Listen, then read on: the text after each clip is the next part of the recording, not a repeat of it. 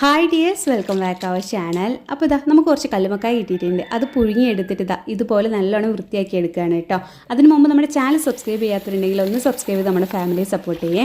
വൃത്തിയാക്കിയിട്ടുള്ള കല്ലുമക്കായ ഇതാ വെള്ളത്തിലിട്ട് നല്ലോണം കഴുകി എടുത്തിട്ട് നേരെ മസാലയിലേക്കാണ് ഇട്ട് കൊടുത്തിട്ടുള്ളത്. വെളുത്തുള്ളിയും ഉപ്പും മുളക് പൊടിയും കുറച്ച് ചെറുനാരങ്ങ നീരും കൂടി കൂട്ടിയെടുത്തതാണ് നമ്മുടെ മസാല. അത് നല്ലോണം കടുക്കുമ്പോൾ തേച്ച് പിടിപ്പിച്ചിട്ടുണ്ട്. അപ്പോത്തിന് ഇതാ നമ്മൾ കറിവേപ്പിലൊക്കെ എടുത്ത് കൊണ്ടുവന്നിട്ട് പാത്രം അടുപ്പത്ത് വെച്ചിട്ട് ചൂടായപ്പോൾ കുറച്ച് വെളിച്ചെണ്ണയും അതിലേക്ക് നമ്മൾ കറിവേപ്പില ഇട്ട് കൊടുത്ത് കൂടെ തന്നെ നമ്മൾ മാഗ്നേറ്റ് ചെയ്ത് വെച്ചിട്ടുള്ള നമ്മുടെ കടുക്ക കൂടി ഇട്ട് കൊടുത്തിട്ട് ഒന്ന് ഫ്രൈ ആക്കി എടുക്കാം കേട്ടോ.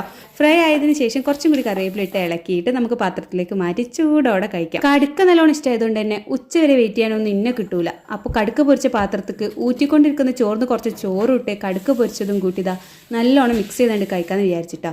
ചോറും കടുക്കൊക്കെ നല്ല ചൂടുണ്ട്, അതാണ് ഈ ആവി പറക്കുന്നത്. എന്നാലും വേണ്ടിയില്ല, ഒരു ഉരുള ചോറുണ്ട് കടുക്ക പൊരിച്ചതും കൂട്ടി തിന്നപ്പം ആഹാ എന്താ ടേസ്റ്റ്, നല്ല അടിപൊളിയായിരുന്നേ. നമ്മുടെ ഇൻസ്റ്റാഗ്രാം പേജ് ഫോളോ ചെയ്യാൻ മറക്കരുത്.